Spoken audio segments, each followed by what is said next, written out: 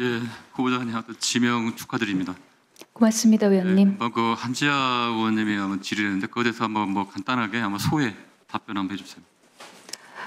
스쿨존 위반 관련해서 말씀을 드리겠습니다. 저는 국회 들어온 이후 지난 5년간 관용차 및 택시를 이용했습니다. 그리고 관용차를 비롯한 어떤 차도 직접 운전을 한 적이 없습니다.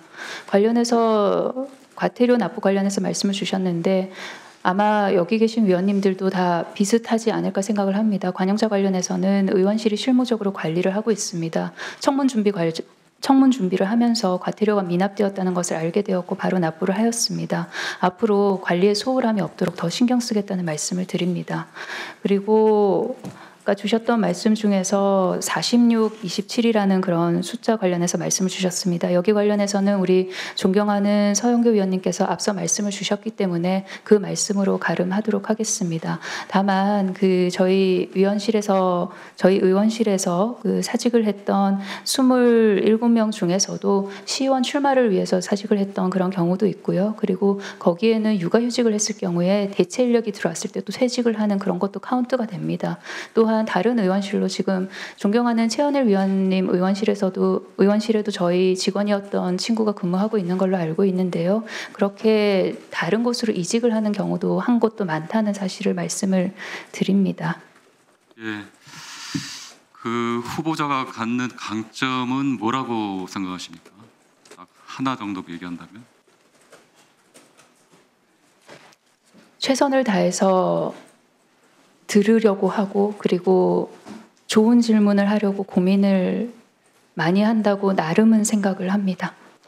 국회 지금 이제 재선이신데 국회 이제 보건복지나 여러 상임위 계시면서 의정활동 중에서 가장 보람찬 성과로 생각한다 하나는 뭘로 말씀하실 수 있습니까?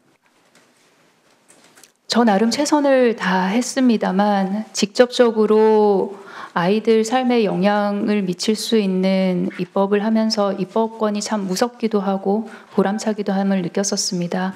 예를 들어서 자립준비 청년 같은 경우에는 자립을 하기 위해서 떠나야 되는 나이가 18세였습니다. 그런데 법안 개정을 통해서 24세로 상향을 했던 적이 있고요. 그리고 아동학대 관련해서 사실은 기금화가 이원화되어 있었습니다. 복권기금이 있었고 그리고 범피금이 있었습니다. 그렇기에 아동학대 관련된 주무부처인 보건복지부에서 그 다음에 예산을 세우는데 굉장히 어려움이 있었습니다. 법안을 개정해서 기금을 일원화했던 기억이 있고요. 그리고 그 이외에도 장애인이나 아니면은 아동이나 청소년이나 관련돼서 법안 발의를 했던 기억이 있습니다. 모두 보람으로 남아있고 그리고 미흡했던 부분은 보완하고 싶은 그런 욕심이 있습니다. 제가 보기에는 후보자의 강점은 여러 가지 있는데요. 먼저 이제 발달장애 자녀를 이제 둔 부모로서의 다져온 내적 강인함이고요.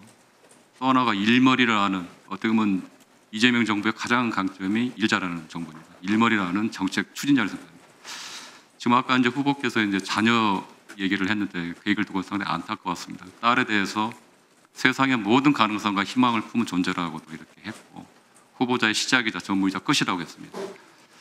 이처럼 딸에 대한 깊은 사랑, 내면적인 이런 고백을 하기가 쉽지 않은데 그런 특별한 이유가 있나요? 그런 표현을 하신 게?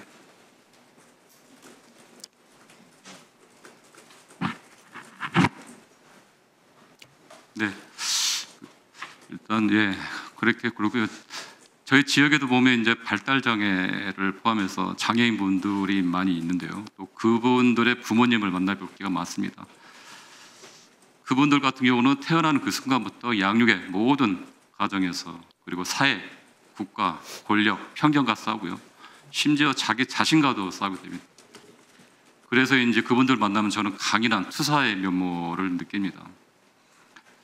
후보께서 이제 2006년도에 3살 박이 발달장애 딸을 데리고 미국 유학을 갔습니다. 그리고 당시 그 결정을 내리는데 많은 고민이 있었을 겁니다. 또 그 선택에는 단순한 학업이나 커리어가 아니었고요. 제가 보기에는 편견이 아닌 다양성을 존중받는 사회를 만들고 아이가 안전하고 행복한 사회를 만들고자 하는 염원이었던 것 같습니다. 저는 그때부터 후보께서 정치의 길을 시작한 거 아닌가라는 생각이 듭니다. 정치란 결국 사랑하고 아끼는 사람의 삶을 지키기 위해 세상을 바꾸겠다는 다짐에서 시작한다고 생각합니다. 그 청문 요청서에 보니까 후보자에 대해서 설명했습니다. 여성 가족 등 정책 분야에서 다양한 경험 그리고 전문가로서 높은 역량을 갖췄다라고 했는데 저는 후보자가 갖는 발달장애 자녀 부모로서의 삶에서 우러나온 그 시간속에 담긴 내면의 강인함 그리고 삶의 현장 태어났던 이 정책 추진력을 높이 평가한다고 저는 그게 리더십이라고 저는 봅니다. 제가 보기엔 복지 간사를 했는데 그때 당시 사회적 갈등이 참여한 국민연금 개업을 논의를 간사로 이끌었죠. 네, 그랬습니다, 위원님. 그리고 47년 만에 간호법 제정안을 여야 합의로 통과시켰죠. 네, 그랬습니다. 그게 상당히 쉽지 않은 일이었던 걸 알고 있습니다. 그래서 상당히 당에서도 그렇고 언론에서도 상당히 극찬을 받았는데 저는 이게 향후에 장애인 그리고 청년, 가족, 여성, 사회적 약자들의 권리를 위해서 제도 개선을 위해서 또 후보께서 여러 가지 대한민국 국회 의정 대상 4번 받고 또 당에서 대변인 하면서 윤석열 검찰 독재 정권의 폭정에 맞서 단호하게 국민의 목소리를 제기를 했습니다. 그 강단 있고 뚝심 있는 모습을 많은 국민들이 기억을 하고 있고 그러한 그 여정, 리더십이 아마 여가부의 그 혼돈, 여가부의 어려움을 형편이 가족으로 이렇게 이상을 세우는데 큰 힘이 될 거라고 생각합니다. 간단하게. 위원님, 저에 대해서 그렇게 평가해 주셔서 진심으로 감사드린다는 말씀을 드립니다. 제가 많이 부족한 사람입니다. 오늘 여러 여가위원님들께서 지적해 주신 부분은 성장의 밑거름으로 삼도록 하겠습니다. 끊임없이 성찰하고 노력해 나가겠습니다. 위원님 감사합니다. 네.